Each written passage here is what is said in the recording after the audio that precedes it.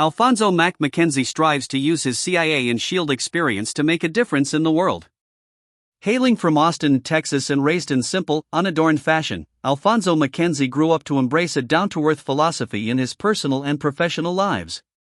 With an interest in weaponry and an even bigger focus on explosives, he joined the United States Central Intelligence Agency and quickly became a top agent there and eventually the agency's direct liaison to S.H.I.E.L.D., America's other massive intelligence organization. While acting in this position, MacKenzie became known for his straightforward talk and actions, as well as his disdain for the advanced, often alien-derived technology and equipment S.H.I.E.L.D. utilized on a regular basis. Perhaps because of this, he developed something of a love-hate relationship with the organization over the ensuing years of his career. Known as Mack to his friends and teammates, MacKenzie handles himself admirably as a close-quarters fighter and excels in both use and knowledge of firearms and explosives. In addition, he has impressed his superiors and confederates with his understanding and implementation of strategy and tactics in the field. Many of Alphonso MacKenzie's personal relationships with others have deteriorated from fair working order to sometimes outright hostility. One of his only known romantic affairs, that with the Contessa Valentina Allegra di Fontaine, crumbled under his connection with Nick Fury, an old flame of the Contessa's.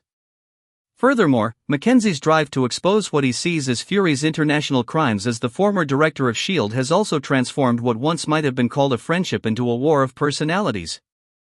MacKenzie's trials and tribulations over the years have mostly sprung from his experiences as both a CIA operative and his on-again off-again interest in S.H.I.E.L.D.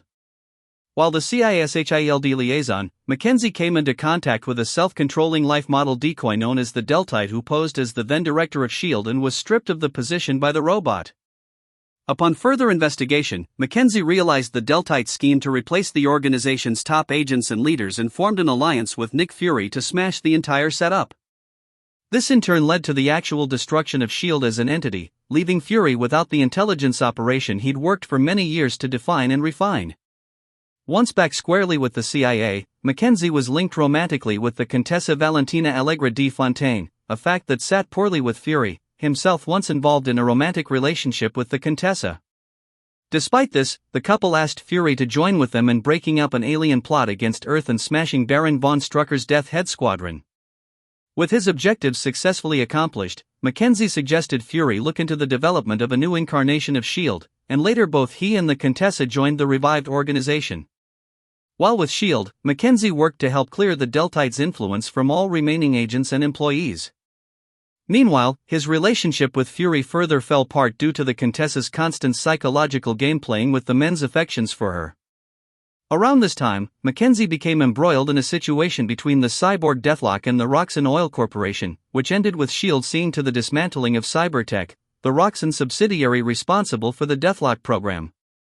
Incredibly, MacKenzie somehow earned the trust of the vigilante known as the Punisher, and agreed to take custody of 3 young women called the Waterboys who'd bedeviled the Punisher on one of his more violent cases.